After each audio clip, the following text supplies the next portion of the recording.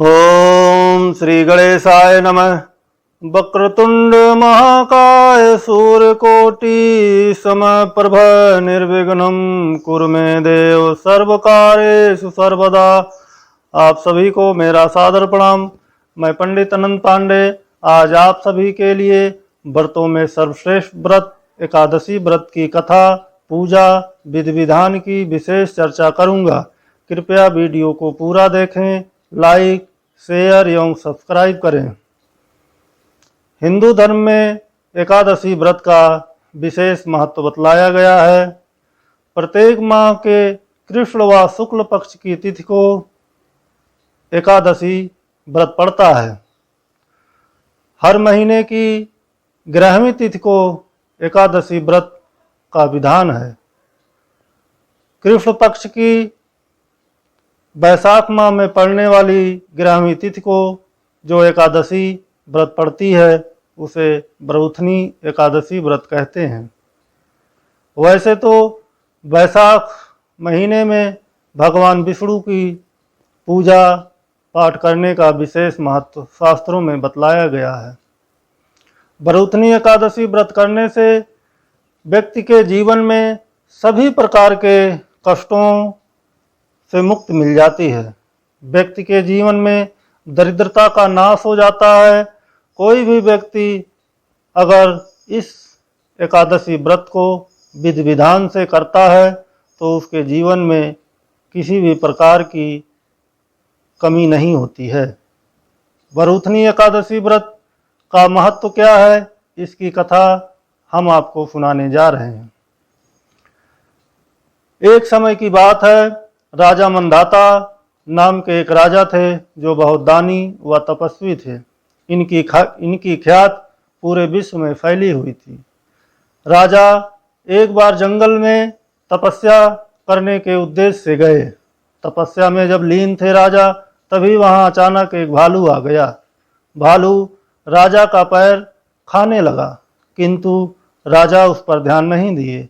राजा पूजा या ध्यान में इतना लीन थे कि वो अपने पैर को खाते हुए भालू पर विशेष ध्यान नहीं दिए, ना ही किसी प्रकार का क्रोध किए। जब पैर भालू ज़्यादा खा गया तो राजा को अपार कष्ट और पीड़ा होने लगी। तब राजा मंधाता ने भगवान विष्णु को याद किया। भगवान विष्णु भक्त की पुकार सुनकर तुरंत आए और राजा मंधाता से बोले, आप चिंता ना करें, और भालू वहां से तुरंत भाग गया। इस प्रकार भगवान विष्णु के आश्वासन से राजा मंधाता खुश हुए। भगवान विष्णु ने बताया, भालू ने आपका उतना ही नुकसान किया है जितना पिछले जन्म में आपका पाप कर्म था। और भगवान विष्णु ने बताया कि मथुरा भूमि में जाकर वैशाख महीने में ब्रौथनी एकादशी व्रत यदि आप करेंगे तो आपका पैर पूरी तरह से ठीक हो जाएगा। इस प्रकार भगवान विष्णु के बताए हुए मार्ग पर राजा मंधाता मथुरा गए और वैशाख महीने आने पर कृष्ण पक्ष में पड़ने वाली ब्रौथनी एकादशी व्रत का विधि विधान से पूजा पाठ किए और कुछ ही समय में राजा का पैर ठीक हो गया।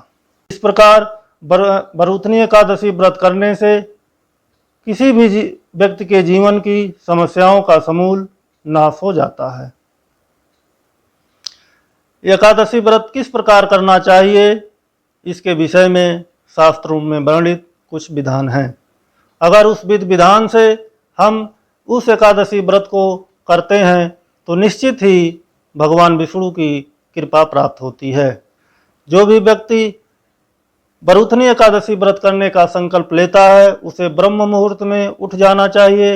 नित्य कर्म से निवृत्त होने के बाद, स्नान आदि करने के बाद व्रत का संकल्प करना चाहिए। उसके बाद मंदिर में या अपने घर में जो मंदिर है उसके सामने एक वेदी बना लें और उस वेदी में 7 प्रकार के अन्न रखने का विधान है। ये अन्न कौन से हैं? उड़द, मूंग, गेहूं, चना, जौ, चावल और बाजरा है। वेदी के ऊपर एक कलश की स्थापना करें और उसमें आम के 5 पत्ते रखें और भगवान विष्णु की मूर्ति या तस्वीर रखें। उसके बाद भगवान विष्णु को पीले फूल, ऋतुफल, धूप, दीप, नैवेद्य अर्पित करके ओम नमो भगवते वासुदेवाय मंत्र का 108 बार जाप करना चाहिए। इस प्रकार भगवान विष्णु के व्रत को करने से व्यक्ति को विशेष लाभ प्राप्त होता है। अगले दिन इस व्रत का पालन करना चाहिए।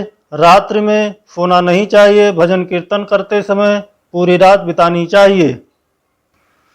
उसके बाद किसी मंदिर में जा कर के किसी ब्राह्मण को दान देना चाहिए या मंदिर में दान देना चाहिए।